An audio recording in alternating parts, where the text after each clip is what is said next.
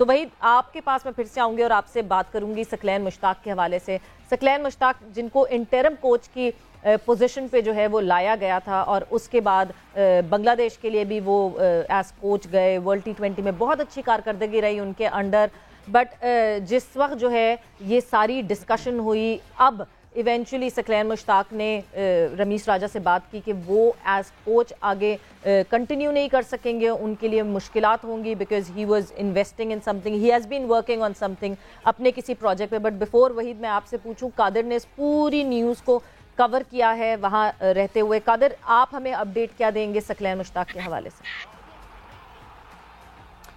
जी सवेरा, बिल्कुल एक हफ्ता कबल जो है ये मीटिंग हुई है। बाबर आजम भी उसी मीटिंग में थे, सकलैन मुश्ताक जो अबूरी हेड कोच थे साबिक, वो भी इस मीटिंग में थे और chairman Pakistan cricket board Ramiz Raja भी इसी मीटिंग में थे।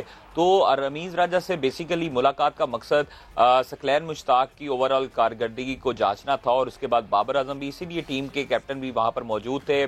कप्तान ने भी बहुत तारीफें की हैं कि सकलैन भाई ने बिल्कुल अच्छे तरीके से कोचिंग की है और बिल्कुल उसका रिजल्ट भी हमारे सामने है। अलबत्ता सकलैन मुश्ताक ने जो हेड कोच अबूरी हेड कोच है उसको मजीद काम करने से माजरत की और उनको कहा कि मेरा जो बिजनेस है प्रॉपर्टी का वो डिस्टर्ब हो रहा है, इस्लामाबाद में वो प्रॉपर उसको टाइम नहीं दे पा रहे, तो इसी वजह से सकलैन मुश्ताक जो है वो चाहते हैं कि थोड़ा टाइम बिजनेस को भी दे दिया जाए। अलबत्ता उन्होंने ये कहा है कि नेशनल हाई परफॉर्मेंस सेंटर में वो बतौर हेड कोच काम करते रहेंगे। फिर एक चीज समझ नहीं आती कि जब head coach of a national team होना वो एक बहुत बड़े एजाज की बात होती है। एंड आई नो कि वो अपनी जो ज़ाती उनकी इंगेजमेंट्स हैं जो वो पहले भी कर रहे थे, जिसमें रेगुलरली लगे हुए थे, एक प्रोजेक्ट पे काम कर रहे हैं, वो कंस्ट्रक्शन प्रोजेक्ट पे काम कर रहे हैं। बट वही फिर मुझे ये बात लगती है कि जिस तरह रमीज राजा के बयानात आए कि हम लॉन्ग टर्म कॉन्ट्रैक्ट्स नहीं कर सकते कोचेस के साथ, हम लॉन्ग टर्म कॉन्ट्रैक्ट्स करके फंस जाते हैं।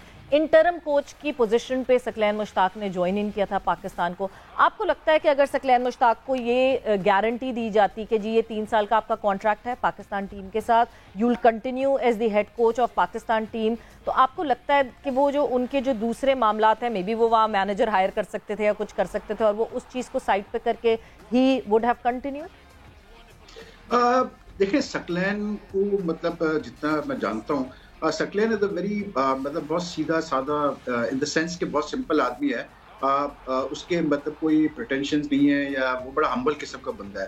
That is the reason why he has been successful as interim head coach, क्योंकि he is the sort of person कि जितना भी वो बड़ा प्लेयर रहा है वो तैयार है बैकग्राउंड में रहने के लिए। तो आई थिंक वो उसका रीजन है सक्सेस का। दूसरा, फिर ये जो रमीज की फिलोसफी है, Ramiz is very much driven by this philosophy जो because he played under Imran Khan, कि कप्तान जो है वो मेन होता है क्रिकेट में और कोचेस के पास इतनी पावर नहीं होनी चाहिए, कप्तान को डिसीजन लेने चाहिए। तो उसने रमीज के आने के बाद, Rameez has given a lot of authority and power to Babar. Babar को उसने काफी पावर कर दिया कि अब वो डिसीजन ले रहा है बाबर। पहले ये बिल्कुल चीज कंफर्म थी कि बहुत सारी चीजों में बाबर की नहीं सुनी जाती थी, मिसबा ओवरराइड कर देता था उसको, तो जिसकी वजह से प्रॉब्लम्स होती थी, बट बाबर ज्यादा बोलते नहीं थे। लेकिन अब Babar has got the power. तो आई थिंक जो रमीज की फिलोसफी है वो यही है कि बेसिकली जहां आपको जरूरत पड़े आप इस्तेमाल करें। इवन ये जो फॉरेन कोचेस को जो एडवर्टाइज उन्होंने किया है फॉर 5 पोजीशंस, देखें जो हाई प्रोफाइल कोचेस हैं वो तो कोई इस वक्त अवेलेबल नहीं है, तो ये जितने भी कोचेस आएंगे they are not going to be high profile. तो रमीज का आइडिया ये है, आई थिंक कि he wants to use them more in the NCA and then जहां जरूरत पड़ी तो पाकिस्तान टीम के साथ भी आपने उनको यूटिलाइज कर लिया। रही बात सकलैन की, आई थिंक सकलैन का बिजनेस कमिटमेंट्स के भी इश्यूज हैं, उसकी फैमिली के भी, मतलब he needs to give them time. And मुझे जो लगता है कि कम से कम ये जो ऑस्ट्रेलिया वाली सीरीज है, ये जो अभी मार्च अप्रैल में होनी है, this is a very important series. तो इसमें तो आई थिंक सकलैन ही होगा। उसके बाद फिर आई थिंक वही होगा कि जो सीरीज टू सीरीज बेसिस पे ये लोग देखेंगे करना क्या है, क्योंकि अभी पाकिस्तान क्रिकेट बोर्ड ने ये देखना सवेरा कि कैंडिडेट्स कौन से आते हैं उन 5 पोजीशंस पे अप्लाई करते हैं, because that's going to be important कि who applies for this position. बिल्कुल, सबसे ज़्यादा इंपॉर्टेंट है कि अवेलेबिलिटी कौन देता है टीम पाकिस्तान की कोचिंग के लिए। कादिर, जब सकलैन मुश्ताक ने जो है वो इस तरह से मना कर दिया कि नहीं वो आगे कंटिन्यू नहीं कर सकते, तो बहुत क्लियरली जो है वो बाबर का भी यही इनपुट था कि एक फॉरेन कोच जो है वो हिस्सा बनना चाहिए। आपको इस वक्त क्या लगता है कि क्या फॉरेन कोच की खोज शुरू हो गई है पाकिस्तान क्रिकेट बोर्ड में, बिकॉज सकलैन मुश्ताक अगर अभी कंटिन्यू नहीं कर रहे, अभी तो खैर उन्होंने वो 1 महीने की जो उन्होंने छुट्टी की बात की है वो की है, बट जिस तरह ऑस्ट्रेलिया ने टूर करना है पाकिस्तान का, इंग्लैंड ने करना है, न्यूजीलैंड ने करना है, बहुत इंपॉर्टेंट सीरीज है हमारी आगे, तो खोज शुरू हो गई है फॉरेन कोच की। देखिए, जो पाकिस्तान क्रिकेट बोर्ड है वो अभी फिलहाल रमीज राजा ही हैं, और रमीज राजा खुद जो डिसीजन करते हैं, खुद जो फैसले करते हैं, वो किसी को बताते नहीं है बाहर अभी किसी को।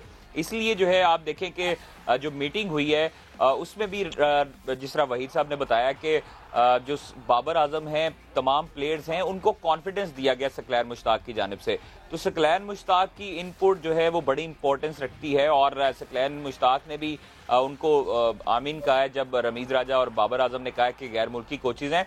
अभी फिल वक्त इस तरह की कोई इतलात नहीं है कि अभी जो खोज जो है वो गैर मुल्की कोचेस की शुरू कर दी गई है, चूंकि अभी तमाम तर तवज्जो पाकिस्तान क्रिकेट बोर्ड की पाकिस्तान सुपर लीग सीजन 7 को कामयाब बनाने की है, और PSL के हवाले से तमाम तर जो है वो भी इंतजामात किए जा रहे हैं। PSL जो है जैसे ही मिड में आएगी, जैसे लाहौर लेग में आएगी, उसी दौरान इतलात हैं कि ज़राए के मुताबिक जो गैर मुल्की कोचेज हैं या कोचेज जो हेड कोच आएंगे और बॉलिंग कोच आएंगे, उनको उनकी अनाउंसमेंट की जाएगी, और दौरान PSL ही ये तमाम तर इतलात हैं कि उसको अनाउंस किया जाएगा। अभी फिल वक्त पाकिस्तान सुपर लीग की तैयारियां की जा रही हैं, और उसी के हवाले से तमाम तर अपडेट्स हैं। अभी फिल वक्त जो है वो गैर मुल्की कोचेस को अप्रोच नहीं किया गया।